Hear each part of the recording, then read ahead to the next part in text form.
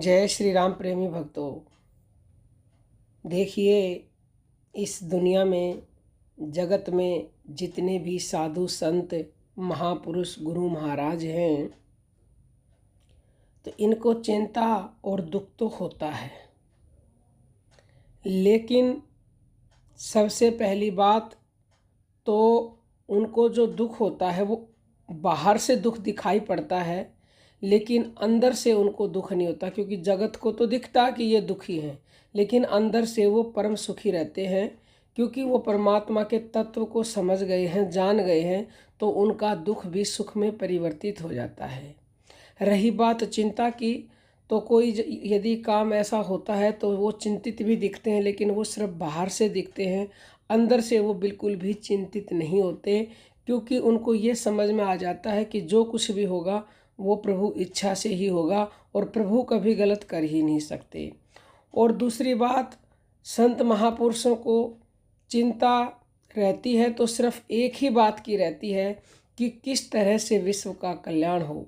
और इन्हें दुख भी होता है तो अंदर से बहुत आनंद में रहते हैं, लेकिन दुख इनको इस बात का है कि आनंद जो हमें मिल चुका है भगवान को पा करके, वही आनंद इन बाकी के सभी जीवों को दिलाया जाए, बस इसी बात का दुख होता है।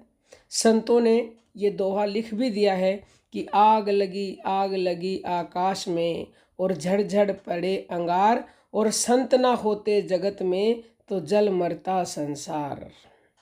देखिए, लोग समय को व्यर्थ के कामों में बर्बाद कर रहे हैं, फालतू की वीडियो देखकर टाइम पास कर रहे हैं। जिस काम के लिए हमें यह देव दुर्लभ मनुष्य देह मिली है, बस वही काम हम नहीं कर रहे हैं। और वह काम है इसी जन्म में भगवान को पाना। और भगवान को पाने का रास्ता सिर्फ और सिर्फ एक सच्चा महापुरुष, सच्चा गुरु ही बता सकता है। आजकल लोग सब कुछ उपाय कर लेते हैं, लेकिन ना ही तो उनके दुख दूर होते हैं और ना ही वो भगवान को प्राप्त कर पाते हैं, क्योंकि उनको रास्ता नहीं पता है। जिसको रास्ता पता है वही रास्ता आपको ठीक बता सकता है। तो आप सच्चे महापुरुष के शरण में जा कर के उनसे विनम्र प्रार्थना करेंगे तो आपको वो ऐसा ज्ञान देंगे जिससे आपका भी दुख सुख में बदलने लगेगा।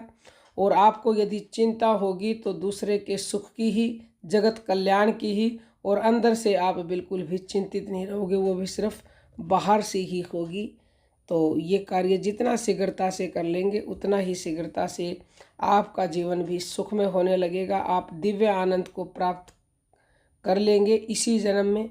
और जिसको वो दिव्य आनंद प्राप्त हो जाता है, फिर उसे और कुछ भी प्राप्त करने की ज़रूरत नहीं, वह कृत्य हो जाता है और सब दुख सब परेशानियां भूल करके केवल और केवल वह परमात्मा का हो जाता है, जगत का हो जाता है। तो उम्मीद करते हैं कि आपको यह जानकारी अच्छी लगी होगी। इसे आप अपने जीवन में उतारें और दूसरों के पास भी साझा करें। अब हम अपनी वाणी को विराम देते हैं। सभी साधकों को प्रेम भरी जय जय श्री राम।